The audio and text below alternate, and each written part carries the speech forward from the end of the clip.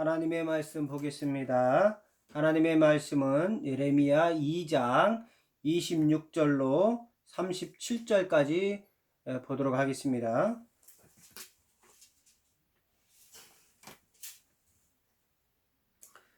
예레미야 2장 26절로 37절까지 교독합니다. 도둑이 붙들리면 수치를 당함같이 이스라엘 집 곧 그들의 왕들과 지도자들과 제사장들과 선지자들이 수치를 당하였느니라. 그들이 나무를 향하여 너는 나의 아버지라 하며 돌을 향하여 너는 나를 낳았다 하고 그들의 등을 내게로 돌리고 그들의 얼굴은 내게로 향하지 아니하다가 그들이 환난을 당할 때에는 이르기를 일어나 우리를 구원하소서 하리라. 너를 위하여 내가 만든 내 신들이 어디 있느냐? 그들이 내가 환난을 당할 때에 구원할 수 있으면 일어날 것이니라. 유다여, 너의 신들이 너의 성읍 수와 같도다. 너희가 나에게 대항함은 어찌 됨이냐? 너희가 다 내게 잘못하였느니라. 여호와의 말씀이니라. 내가 너희 자녀들을 때린 것이 무익함은 그들이 징계를 받아들이지 아니함이라. 너희 칼이 사나운 사자같이 너희 선지자들을 삼켰느니라. 너희 이 세대여 여호와의 말을 들어보라. 내가 이스라엘에게 광야가 되었었느냐? 캄캄한 땅이 되었었느냐? 무슨 이유로 내 백성이 말하기를 우리는 노였으니 다시 주께로 가지 아니하겠다 하느냐? 처녀가 어찌 그의 패물을 입겠느냐? 신부가 어찌 그의 예복을 입겠느냐? 오직 내 백성은 나를 잊었나니 그 날 수는 셀 수 없거늘. 내가 어찌 사랑을 얻으려고 내 행위를 아름답게 꾸미느냐? 그러므로 내 행위가 악한 여자들에게까지 가르쳤으며 또 내 옷단에는 죄 없는 가난한 자를 죽인 피가 묻었나니 그들이 담 구멍을 뚫었기 때문이 아니라 오직 이 모든 일 때문이니라. 그러나 너는 말하기를 나는 무죄하니 그의 진노가 참으로 내게서 떠났다 하거니와 보라 내 말이 나는 죄를 범하지 아니하였다 하였으므로 내가 너를 심판하리라. 내가 어찌하여 내 길을 바꾸어 부지런히 돌아다니느냐? 내가 아수르로 말미암아 수치를 당함같이 또한 애굽으로 말미암아 수치를 당할 것이라. 내가 두 손으로 내 머리를 싸고 거기서도 나가리니 이는 내가 의지하는 자들을 나 여호와가 버렸으므로 내가 그들로 말미암아 형통하지 못할 것임이라. 아멘. 기도합니다. 하나님 아버지 감사합니다. 오늘도 주일을 맞이하며 하나님 우리에게 허락하신 귀한 말씀을 상고하며 우리의 죄과를 돌아보고 회개하는 시간 갖게 하여 주시옵소서. 오늘도 회개하는 자만이 진실한 하나님의 자녀됨과 하나님의 사랑 안에 거하게 됨을 고백하고 또한 은혜 가운데 있음을 또한 고백하고 나아가오니 하나님 이 시간에 좌정하시고 도우셔서 당신의 백성을 품으시고 사랑하여 주옵소서. 예수님의 이름으로 기도드리옵나이다. 아멘. 할렐루야. 아멘. 네, 반갑습니다. 우리 성도님들 반갑습니다. 할렐루야. 네. 자, 오늘 본문의 말씀을 가지고 하나님의 심판이라고 하는 제목으로 함께 은혜를 나누고자 합니다. 네, 하나님의 심판. 너무나도 무서운 이야기 아닙니까? 제목이 너무 살벌하지요. 하나님의 심판. 무섭지요. 그러나 심판을 당하지 않는 사람, 즉 숙제를 잘 하고 말씀에 잘 순종한 사람들은 이 날을 기다리고 있습니다. 숙제를 검사하는 날 나는 칭찬받는다. 너무나도 기쁜 날 아니겠습니까? 그러나 이 하나님의 심판하시는 그날에 두려워할 자들이 있게 되는 것입니다. 수치를 당하게 되는 그자가 있게 될 것입니다만 저와 여러분은 그자가들이 심판을 당하지 않는 또 수치를 당하지 않는 그런 자들 속에 있기를 주님의 이름으로 축원합니다. 네, 약 한 달 전의 일이었습니다. 막 온 세상이 떠들썩하게 된 사건이 있었지요. 아주 짧지만 그러나 강한 임팩트가 남는 그런 사건이 있었습니다. 인천의 한 모교에서 인천의 한 모 교회에서의 그 목사님 설교 가운데서 요즘 이렇게 코로나19는 코로나19는 코로나19로 사망하는 자들은 하나님의 심판을 당한 것이다 라고 하는 설교 가운데서 아주 세간의 지목을 받게 된 것입니다.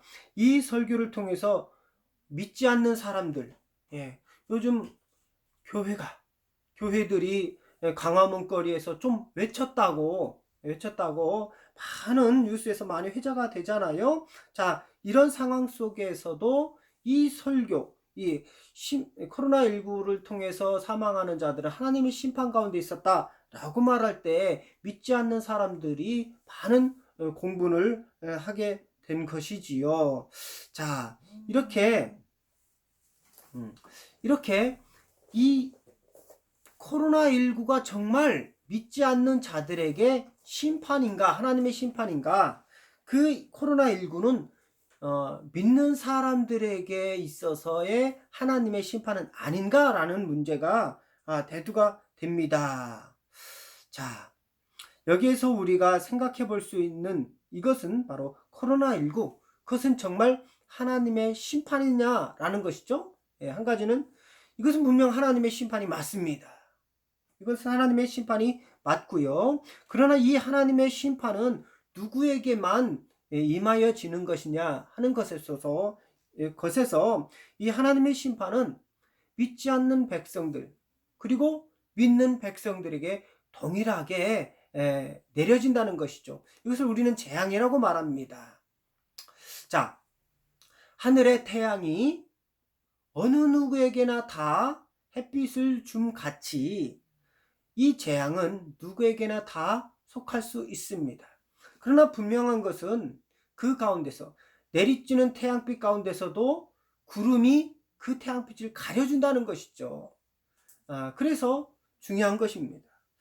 이 재앙은 믿지 않는 사람들에게만 있는 것이 아니라 그 영향력, 코로나를 통한 그 영향력, 사망이라든지 그 질병이라든지 고통이라든지 하는 것은 이 믿는 사람이나 믿지 않는 사람이라 동일하게 있다는 것이기에 이분의 설교가 약간 오해를 불러 일으킬 수가 있다라는 것이죠. 더 시간을 할애해서라도 이 부분에 있어서는 좀 더 깊은 설교가 이루어져야 한다고 생각합니다만, 자, 본문을 통해서 보게 되면 이것이 정말 이 심판, 이 재앙은 코로나19만 재앙인가라는 것이죠. 재앙들은 여러 가지가 있습니다. 그리고 현재 2020년, 21세기에만 있는 것이 아니에요. 자, 과거에서도 많은 하나님의 심판이요 재앙이 많이 일어났습니다. 자, 먼저 우리가 이 하나님의 심판이요 재앙을 잘 이해하려고 하면 우리가 남은 자 사상에 대해서도 좀 알아야 됩니다. 남은 자 사상. 하나님은 심판을 통해서 하나님의 백성, 진정한 영적인 하나님의 백성을 골라내기를 원하시는 것이죠. 그렇기 때문에 우리가 보는 심판이요 재앙이 하나님이 심판과 재앙을 일으킨다는 것입니다. 그 심판과 재앙을 통하여서 하나님을 참 하나님으로, 여호와를 참 신으로 고백하는 자들이 나타나게 되는 것이죠. 그 전에 하나님의 백성들이 하나님을 버리고 우상을 숭배했던 일들이 먼저 전제가 되어야 되겠죠. 그 전제 가운데서 하나님은 심판을 내리시고 그 심판 가운데서 회개하고 돌아오는 자들, 즉 그런 남은 자들이 발생하게 되는 것입니다. 오늘 하나님은 그런 남은 자들이 즉 회개하고 돌아오는 그런 남은 자들을 하나님이 기뻐하시고 원하신다는 사실입니다. 먼저 이해를 돕기 위해서 남은 자 사상을 생각하기 위해서는 먼저 선택과 유기라고 하는 것을 생각해 볼 수 있습니다. 하나님은 로마서 11장 5절로 10절에서 선택과 유기를 말씀하셨습니다. 그 선택과 유기는 뭐냐? 선택과 유기는 뭐냐? 자, 로마서 11장 5절 뭐라고 말씀하냐면 그런즉 이와 같이 지금도 은혜로 택하심을 따라 남은 자가 있느니라. 만일 은혜로 된 것이면 행위로 말미암지 않음이니 그렇지 않으면 은혜가 은혜되지 못하느니라. 그런즉 어떠하냐? 이스라엘이 구하는 그것을 얻지 못하고 오직 택하심을 입은 자가 얻었고 그 남은 자들은 우둔하여 졌느니라. 기록된 바 하나님이 오늘까지 그들에게 혼미한 심령과 보지 못할 눈과 듣지 못할 귀를 주셨다 함과 같으니라. 또 다윗이 이르되 그들의 밥상이 올무와 덫과 거치는 것과 보응이 되게 하시었고 그들의 눈은 흐려 보지 못하고 그들의 등은 항상 굽게 하옵소서 하였느니라 라고 말씀할 때 여기에서 선택과 유기가 나오게 되는 것입니다. 여기에서 칼빈은 예정론에서 선택과 유기를 말씀하고 정리하고 있는데요. 자, 먼저 또 오해를 사지 않기 위해서 이해하기 위해서 5절에서 로마서 11장 5절에서 남은 자가 나오고 또 7절에서 남은 자가 나옵니다. 7절의 남은 자들은 우둔하여졌다라고 말씀하고 있어요. 그래서 여기서 남은 자가 둘이 있거든요. 둘. 그런데 5절에서 남은 자라고 하는 그 남은 자들이 다 하나님께 회개하고 돌아온 남은 자입니다. 그러면 7절에 있는 남은 자는 어떤 남은 자들인가? 그 사람들은 바로 유기된 백성이죠. 유기된 백성, 버려졌다라는 것입니다. 사도 바울은 구원에 대해서 이렇게 정리합니다. 이 구원은 바로 강물 위에 흘러가는 상황 속에서 사람을 건져낸다라는 것이죠. 이게 바로 에클레시아예요. 그 무리 속에서 한 사람을 구원해내는 것.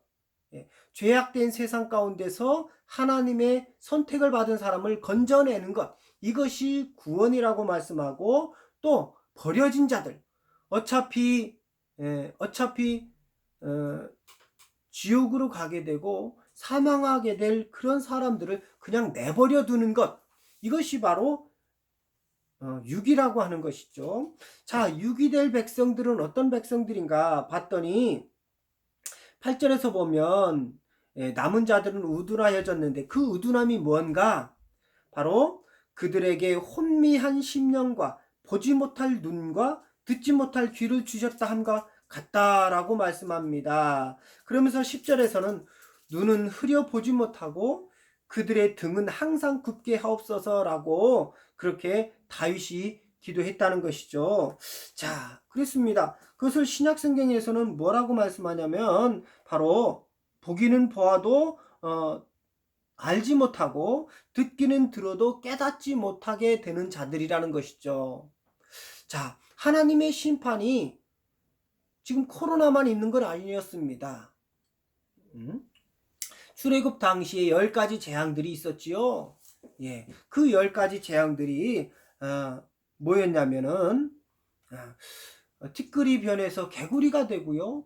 또 짐승들에게 또 질병이 생기고 그리고 사람들에게 악창이 나서 막 긁어야 되고요. 그리고 강물이 변해서 핏물이 되어서 사람들이 먹지 못하는 이렇게 10가지 중에서 마지막 재앙이 뭐냐면 짐승이나 사람들이나 초태생들이 다 죽는 그런 재앙이 있게 될 때에 오늘 이스라엘 백성들은 거기에서 구원을 받게 되죠. 이게 바로 뭡니까? 유월절 사건 아닙니까? 이 유월절 사건 가운데서 가장 중요한 것은 바로 하나님의 말씀대로 순종하여 살게 되었다는 것입니다. 하나님은 모세에게 말씀합니다. 자, 각 가정을 따라서 어린 양을 잡고 그 어린 양의 피를 그 문설주에 바르라는 거예요. 그 피를 문설주에 발랐을 때에 하나님이 보낸 천사가 그 문에 발라진 그 빨간 피를 보고서 그 집을 껑충껑충 뛰어 넘어갔다는 것이죠. 우리가 한자를 보면은 유월절이란 그 넘을유 넘을월입니다. 그래서 그 천사가 빨간 피가 묻혀진 그 문을 보면서 하나님의 말씀에 순종하였구나, 하나님의 백성이구나 하는 것을 알고서 뛰어넘고 반대로 이 핏물이 그러니까 이게 문에 피가 발라지지 않은 그 집에 들어가서는 기식을 막아서 숨을 못 쉬고 그러다 보니까 바로왕의 큰 아들마저도 그날에 죽었다라는 것이죠. 그때 비로소 바로왕은 깨닫게 됩니다. 예, 물론 잠시만 깨닫게 되는 것이죠. 아, 세상의 신 중의 신은 바로 하나님 여호와 뿐이구나 라는 것이죠. 여기서 신이라고 하는 호칭은 바로 하나님에게만 붙일 수 있는 신입니다. 다른 것들은 다 사람들이 자기 자신을 위하여 만들어진 것이죠. 만든 것입니다. 그것을 신이라고 세상 사람들은 하게 된 것이죠. 자, 중요한 것은 이겁니다. 중요한 것은 하나님은 그 하나님이 선택하신 자기 백성이요 그 남은 자들을 구원하신다라는 거예요. 그러기 위해선 이 심판이라고 하는 게 필요하다는 것입니다. 자, 오늘 본문에 보면은 하나님의 심판이 구약성경 또 이곳에서도 말씀하면 여러 곳에서 많이 나와요. 여러 곳에서도 많이 나오는데 좀 더 구체적으로 말씀드린다면 이 성경은 사랑의 책이기도 하지만 심판의 책이기도 하고요. 회개의 책이기도 하고 그렇습니다. 예. 자, 코에 붙이면 코골이, 귀에 걸면 귀걸이. 그게 아니라 성경은 뚜렷한 목적을 가지고 기록되어 있습니다. 그것은 바로 하나님이 선택하신 그 백성을 구원한다는 것이고 그 구원 과정 가운데서 하나님의 사랑이 나타난다는 것이죠. 그 나타나는 하나님의 사랑을 우리는 사람들에게 전해야 돼요. 예, 그것이 바로 하나님이 우리를 통하여서 우리를 통한 하나님의 창조 목적, 우리를 통해서 하나님의 영광을 얻길 원하시는 그 창조 목적이 달성되는 것입니다. 오늘 하나님은 당신이 선택하신 백성들, 그 백성들을 구원하시고 그리고 구원 가운데서 하나님의 이름이 높임을 받길 원하신다는 사실입니다. 자, 오늘 본문의 말씀 예레미야 2장 26절로 37절까지의 말씀. 예. 오늘 예레미야서가 기록된 것은 BC 606년경입니다. 자, 예레미야 선지자는 남유다, 이스라엘이 북이스라엘과 남유다로 나뉘게 되었는데 북이스라엘은 BC 722년에 아수르를 통해서 완전히 멸망하고 그리고 흩어져 버렸습니다. 그러나 하나님의 뜻하심은 유다 가운데 있었고 그 남유다 가운데서 하나님의 백성들을 이제 구별하시고 그곳 가운데서 찬양을 받길 원하시는데, 자, 문제는 뭐냐면 이 남유다마저도 하나님을 배반했다는 것입니다. 하나님을 배반했다는 것이죠. 자, 출애굽 이후에 모세와 또 여호수아에게 하나님이 간곡하게 요구했던 것은 뭐냐면 가나안 땅에 들어가게 되거든 나의 율례와 법도를 저버리지 말고 그것에 따라 살라는 거예요. 예. 하나님의 율례와 법도, 하나님이 주신 말씀대로만 살라는 거예요. 그것이 조건이었습니다. 그렇게 됐을 때에 너희는 나의 백성이 되고 나는 너희의 하나님이 된다. 너희의 신이 될 것이다. 그러므로 그 신이 보장해 주는 것, 보호와 축복을 약속해 주신 것이죠. 그러나 이스라엘은 점차 하나님의 축복 속에서 너무나도 많은 것을 누리게 되다 보니까 이제 그 정신이 하나님이 싫어진 거예요. 하나님이 싫어졌습니다. 그래서 눈에 보이는 것들을 섬기게 되었고요. 그것들을 자기 신이라고 말하게 되었다는 것이죠. 자, 오늘 하나님의 백성들이 하나님을 떠나서 당할 수밖에 없는 현실이 뭐냐 하는 것이 26절에서는 수치라고 하는 것이죠. 도둑이 붙들리면 수치를 당한 같이 이스라엘 집 곧 그들의 왕들과 지도자들과 제사장들과 선지자들이 수치를 당하여 졌느니라 말씀합니다. 수치를 당하는 것, 부끄러움을 당하는 것.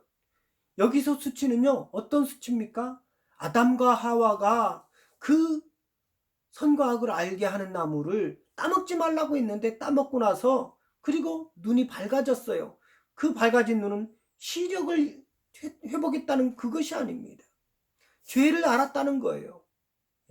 수치를 알았다는 겁니다. 그러고 나서 보니까 서로가 벗었음을 깨닫게 된 거고, 그래서 취하는 행동이 뭐냐? 가렸다는 거잖아요.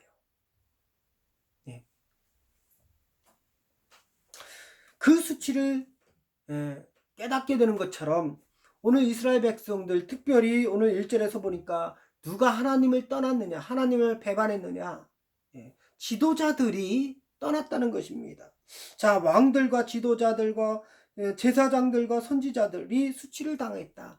자, 이런 대표성을 띈 사람들이 하나님을 배반했다. 즉, 온 백성들이 하나님을 떠나게 되었다라는 것입니다.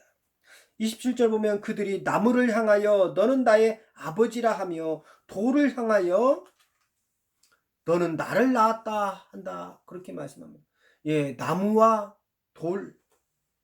나무를 깎아서 아세라도 만들고 아세라상도 만들고 바알신도 만들고 또 여러 갖가지 신들을 만들었는데 그 신들이 얼마나 많았는지 36절에서 보면은 그 아수르로 말미암아 수치를 당한 같이 애굽으로부터도 수치를 당할 것이다 라고 말씀합니다. 이것은 바로 그 수치를 가릴 수가 없다라는 거죠. 그 수치를 해결할 수가 없다라는 거예요. 그 수치의 결과, 그 죄의 결과를 가릴 수가 없다라는 겁니다. 자, 예레미야 선지자는 남유다가 당할 이 환난과 고통 가운데서 이 하나님의 심판이요 재앙되는 것 가운데서 회개하고 돌아오라, 하나님께 돌아오라 라고 선포한 선지자입니다. 자, 남유다는 BC 588년도에 바벨론으로부터 이제 고난을 당하게 됩니다. 그래서 나라가 망하게 되지요.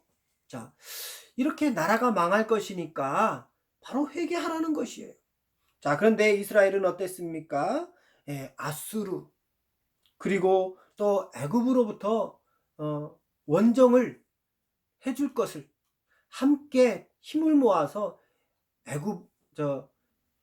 아수르와 애굽과 더불어서 힘을 모아서 우리가 바벨론을 무찔러내자라고 도모한 것이죠. 오늘 수치로 말미암은 그 결과 하나님의 심판을 그 무엇으로도 막아낼 수가 없습니다. 당해낼 수가 없는 것입니다. 자, 28절에서 보면은 사람들이 만들어낸 신들이 얼마나 많은지, 우상들이 얼마나 많은지,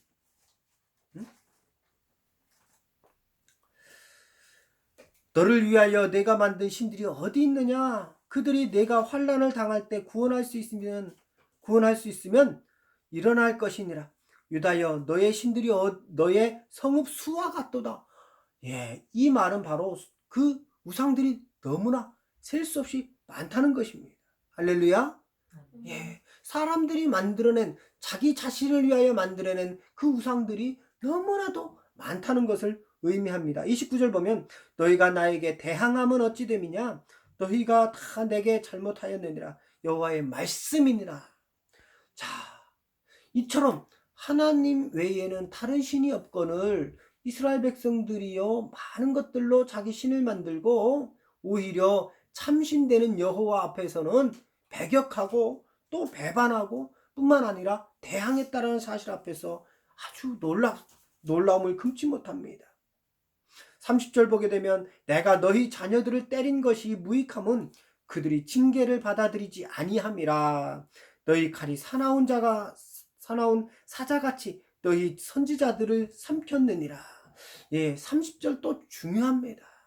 왜 중요하냐면 하나님의 심판이 심판같이 않게 느껴진다는 것이에요. 하나님은 자기 백성을 회개시켜서 하나님의 자녀로 돌이키시려고 하는 계획 속에서 심판과 재앙, 이런 두려운 것들을 만들어내셨건만 백성들은 오히려 이렇게 생각하는 것이죠. 자, 먼저 30절 보면 하나님 내가 너희 자녀들을 때린 것 무익하다. 예, 여기서 자녀들을 때린 것이다 라고 하는 것은 뭐냐면 바로 이스라엘 백성들에게 바벨론을 통해서 바벨론을 통해서 전쟁을 일으키고 그 전쟁 속에서 고통을 당하게 하신 것, 이것이 바로 자녀들을 때린 것이죠. 그런데 중요한 것은 이렇게 자녀들을 때렸을 때에 징계를 받으면 곧장 회개하고 잘못했습니다 라고 해야 되는데, 중요한 것은 그렇지 않다는 거예요. 오히려 대항했고요, 오히려 깨닫지 못했습니다. 자, 너희 칼이 사나운 사자같이 너희 선지자들을 삼켰느니라. 자, 이게 바로 너희 칼이, 즉 바벨론이 너희를 삼켰다는 것이죠. 그 고통이 이스라엘을 힘들게 했다는 것입니다. 자, 여기서 바벨론이란 무엇이냐라는 것이죠. 이것은 바로 하나님의 백성을 하나님의 백성으로 다시 회복시키고자 하는 하나님의 열심이요, 하나님의 회초리입니다. 그런데 이것에 대해서 대항했다는 것이죠. 자, 그러면 이 바벨론은 당시 BC 588년, BC 588년에만 존재하는 바벨론이냐 하는 거예요. 우리가 성경을 볼 때요, 시대와 공간을 초월해야 합니다. 그래야 성경이 보이고 내 삶의 신앙이 곧아질 수가 있어요. 자, 나의 하나님의 자녀로 세우고자 하는 하나님의 열심이 내 주변에 있습니다. 나의 주변에 있어요. 나를 때로는 고통스럽게 하고 나를 힘들게 하는 것들을 잘 보십시오. 그들 가운데서 행해지는 나를 괴롭게 하는 일들은 내가 바로 하나님을 더욱더 신실하게 의지하게 만듭니다. 내가 하나님께 더욱더 기도하게 만들어요. 자, 그렇기 때문에 하나님은 주변에 칼을 만든 거예요. 주변에 회초리를 만드는 거예요. 자, 그 주변의 칼과 회초리는 때로는 바벨론으로 불려질 수 있고요, 때로는 나의 가족들로 불려질 수 있고, 때로는 이웃들로 불려질 수 있고, 때로는 선생님이요, 때로는 직장 상사요, 또 저는 정부가 또 이러한 회초리라고도 볼 수 있습니다. 정부가 요즘 코로나19로 교회들이 많은 어려움을 겪고 있습니다. 예배 현장 속에서 예배를 드리지 못하는 것, 이것도 참 고난이고 힘든 것입니다. 이런 상황으로 이끌어간 것이 정부다라고 생각할 수 있습니다. 그러나 정부는 정부의 일을 하는 것입니다. 회초리는 회초리의 일을 하는 것이에요. 그런데 회초리를 미워하고 회초리로부터 맞을 때 난 안 아프다, 난 안 아프다, 그것이 아니라 고통을 인정하는 거예요. 아, 아프다. 그러니까 중요한 것은 맞으면서도 안 아프다 하는 어린아이와 같이 하는 것이 아니라, 아, 아프구나, 맞지 말아야 되겠구나 하면서 내가 왜 이런 고통을 당해야 하는지 자기 자신을 돌아보고, 때로는 성찰하면서 주변 사람들에게 물어보고, 함께 믿음 생활하는 사람들에게 자기 자신에 대해서 좀 물어보고, 그리고 분명한 것은 하나님의 뜻, 하나님, 제가 왜 이런 고통을 당해야 됩니까? 라고 무릎 꿇고 기도해 보는 것이 중요합니다. 그럴 때 하나님은 우리의 심령을 통하여서 성령께서 음성을 들려주시죠. 이러이러한 죄가 있다라고 깨닫게 하실 때 그가 바로 은혜를 입은 자입니다. 그가 바로 남은 자요, 그가 바로 하나님의 선택을 받은 자입니다. 오늘 선택을 받은 자가 누구인지는 몰라요. 자기 자신이 아주 강하게 구원의 확신을 갖는 자들도 있고, 아직은 깨닫지 못하는 자들도 있습니다. 아직은 깨닫지 못하는 자들이 지금 교회에 나오는 사람들이 있는가 하면 나오지 않고 있는 사람들도 있습니다. 그렇기 때문에 우리는 여전히 복음을 들고 교회 밖으로 나가서 복음을 증거해야 되는 것이고요. 반면에 하나님의 심판과 재앙은 코로나19로 인하여서 사망하는 자들에게 있다라고 선포해서는 안 된다는 것이죠. 이 하나님의 심판과 또 재앙은 아까도 말씀드렸다시피 태양이 그 모든 자들에게 비침같이 누구에게나 다 있는 것이고요. 중요한 것은 그 누구에게 다 비춰지는 그 햇빛같이 그 햇빛을 통해서 깨달아지는 거예요. 하나님이 진정한 나의 참 신이구나라는 것을 알고 내가 그동안 믿었던, 내가 만들고 그것을 섬겼던 돈이라든가 성경에서 말했던 것처럼 나무로 만들어진 것들, 또 돌로 만들어진 것들 얼마나 많습니까? 때로는 태양신을 섬기기도 하고 달신을 섬기기도. 얼마 전에 TV에서는 보니까 화산 자체를 신으로 믿는 사람들이 있더라고요. 화산이 동식물들을 다 만들었고, 그래서 사람들이 그 동식물들을 이렇게 지배하도록 그렇게 화산이 신이 되어서 우리를 그렇게 창조했다라고 믿는 그런 얼토당토하는 이야기로 말하는 그런 우상 숭배자들도 있더라고요. 그러나 우리는 그들에게서 알 것은 저들에게 분명한 참신이 누구인지를 가르쳐줘야 한다는 것이고, 그것이 바로 나의 사명이다라는 것을 알아야 할 것입니다. 자, 성도 여러분, 오늘 하나님의 백성이면서도 고백하지 않고 하나님을 부르지 않는 사람들이 있다라는 사실.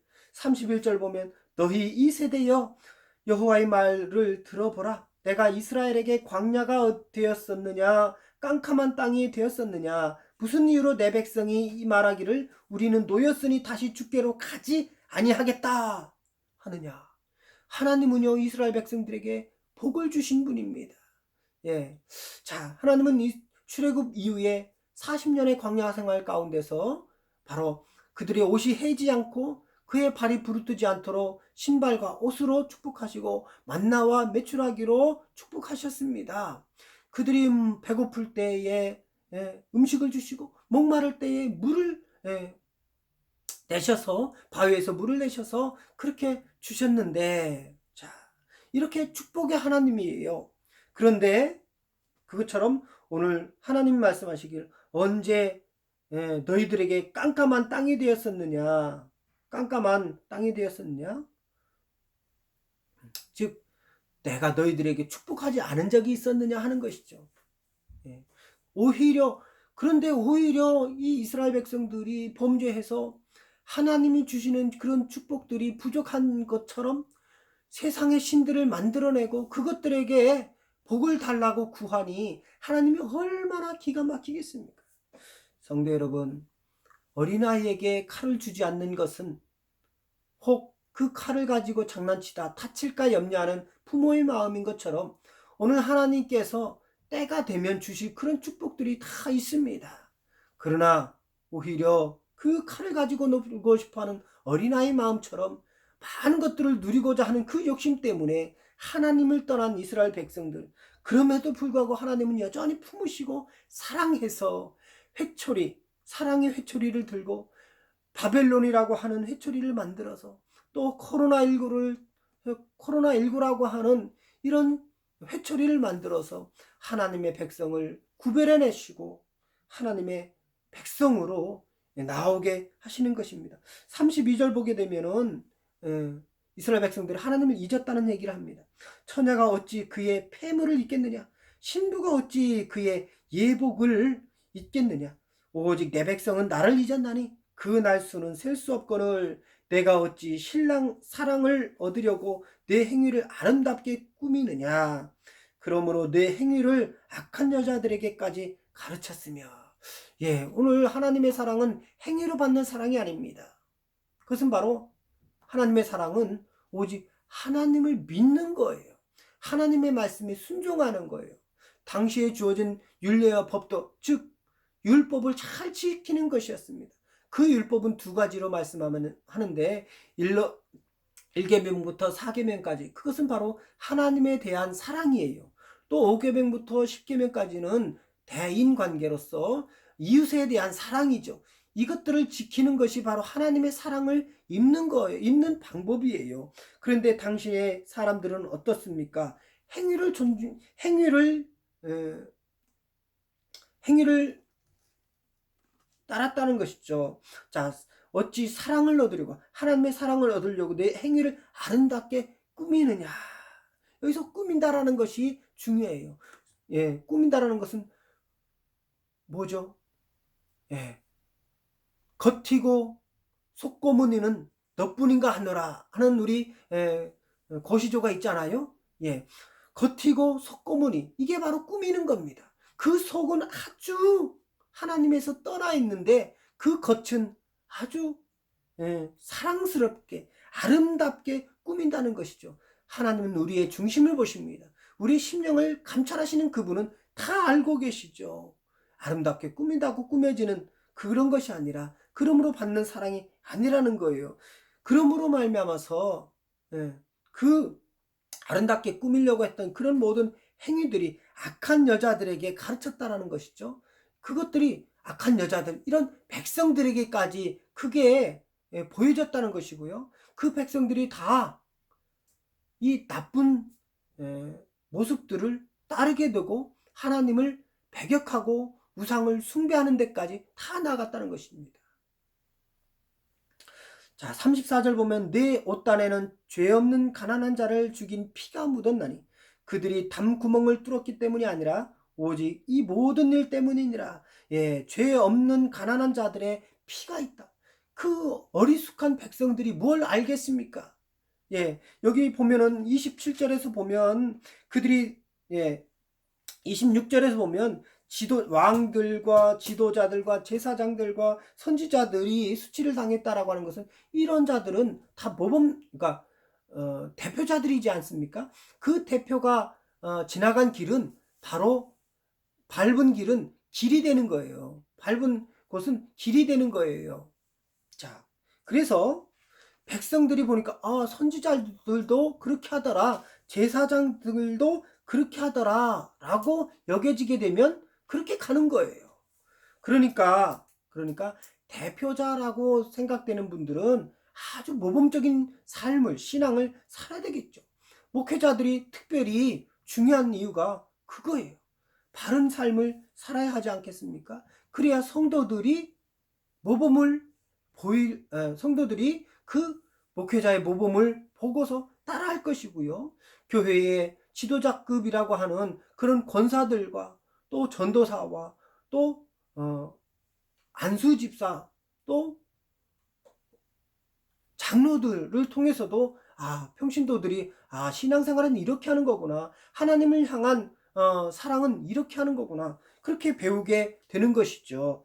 자, 여기서 모든 일, 34절에서 말하는 이 모든 일이 무엇이냐?